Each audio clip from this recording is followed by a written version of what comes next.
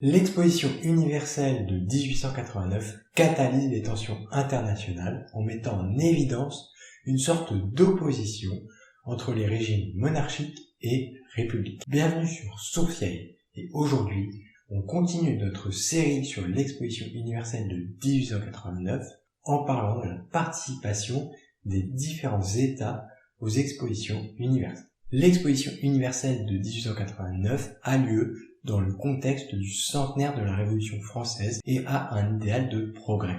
Cette exposition universelle est donc particulière.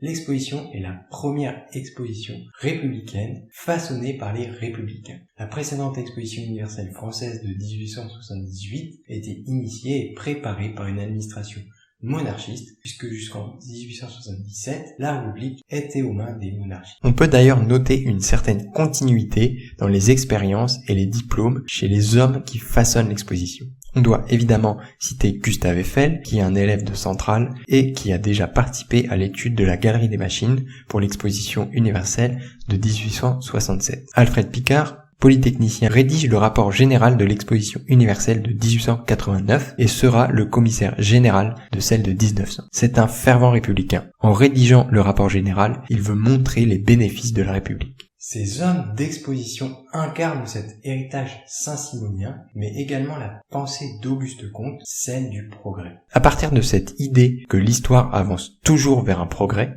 on pourrait même dire que l'histoire avance vers la République, qui doit être célébrée à l'occasion de cette exposition universelle très politisée. Pascal Horry écrit à ce propos: c'est en effet la République des républicains, celle qui ne contrôle la totalité des pouvoirs publics que depuis 1879, qui a voulu célébrer ainsi, avec tout l'éclat possible, sa victoire en même temps que celle de ses pairs. C'est dans ce contexte que l'exposition va mettre en lumière des différences diplomatiques profondes. Participer ou non à une exposition. Comme on vient de le dire, le fait pour un pays de s'associer ou non à l'exposition universelle de 1889 est une résonance particulière. Il est donc intéressant de s'attarder sur la question du processus des invitations à l'exposition. Le 17 mars 1887, le ministère des Affaires étrangères adresse aux différents consulats une circulaire ayant pour but de prévenir de l'ouverture de l'exposition et de demander leur participation. Dès le mois d'avril, des premiers retours indiquent que plusieurs monarchies européennes allaient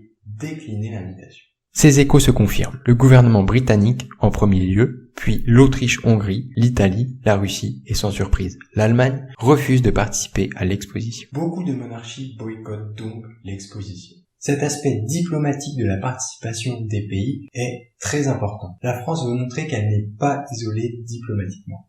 Elle veut notamment le prouver à Bismarck et à l'Allemagne qui, en sous-main, multiplient les accords pour isoler la France. La République française peut compter sur le soutien des nouvelles nations d'Amérique, mais aussi d'Europe. C'est le cas notamment de la Suisse et des États-Unis d'Amérique. 33 États participent de manière officielle à l'exposition. Même si certains États boycottent l'événement, les expositions privées de ces pays vont pouvoir venir exposer leurs produits. Le rôle important de l'initiative privée. Les industriels issus des pays qui boycottent l'événement ne veulent pas manquer l'opportunité et les bénéfices qu'ils pourraient tirer de la manifestation. Donc, ils s'organisent et les initiatives privées suppléent le rôle gouvernemental. Aussi, des comités prennent forme dans de nombreux pays pour permettre une participation à l'exposition par voie privée. Il est donc intéressant de s'attarder sur ce phénomène. C'est l'Italie qui, la première, constitue une délégation privée. Peu après le refus du gouvernement italien de participer à l'exposition universelle de 1889, un comité national se met en place sous la présidence de Monsieur le commandeur Villa. Et un comité exécutif se forme à Paris. En Autriche-Hongrie, un groupe de négociants, d'artistes résidant en France forme un comité général sous l'autorité de la Chambre de commerce austro-hongroise de Paris. L'abstention du gouvernement de Grande-Bretagne n'a pas réellement bloqué les industriels anglais qui étaient habitués à ne pas compter sur ce dernier.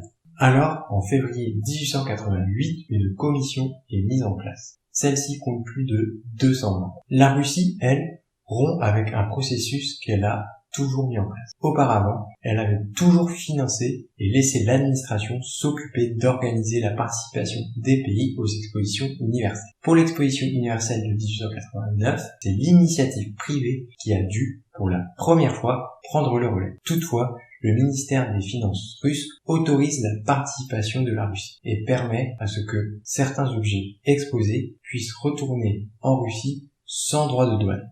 Enfin, l'Allemagne est parvenue à avoir quelques exposants, notamment un groupe d'artistes, sans avoir toutefois de comité ou de commissariat général.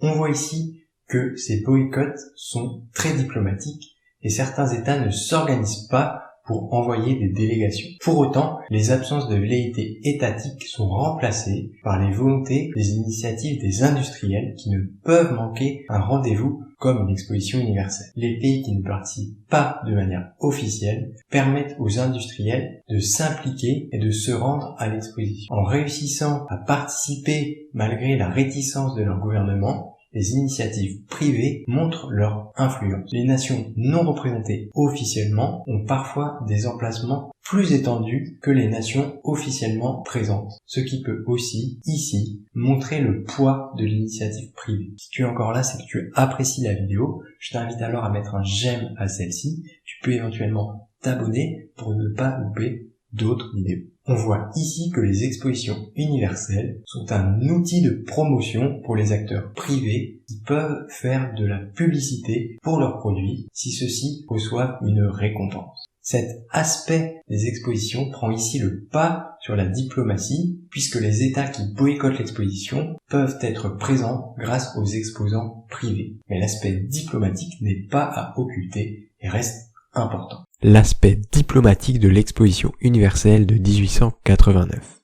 On voit donc que de nombreuses monarchies refusent de participer à cette exposition universelle très connotée politiquement. Ce contexte est ici important et éclaire une des facettes des expositions universelles, c'est-à-dire l'exposition universelle en tant qu'outil diplomatique. Participer ou non à une exposition marque une position sur l'échiquier international. Le choix de répondre favorablement ou non à une exposition universelle doit être pris en connaissance de cause, car c'est une position définitive. De plus, lorsque l'on envoie une délégation à l'exposition, il faut prévoir un certain degré de participation à cette exposition, le budget que l'on y consacre, la part d'initiative laissée aux acteurs privés, comme on vient d'évoquer. La participation à une exposition est donc ici un vrai outil géopolitique, géostratégique. Ainsi, le contexte de 1889 fait que de nombreux pays refusent de participer. Il est intéressant de noter que la France est au courant de ce contexte particulier et a essayé de convaincre les pays réticents de participer. Les agents diplomatiques français ont multiplié les argumentations en avançant notamment qu'il ne fallait pas confondre 1789 et 1793 ou même en allant jusqu'à qualifier de pure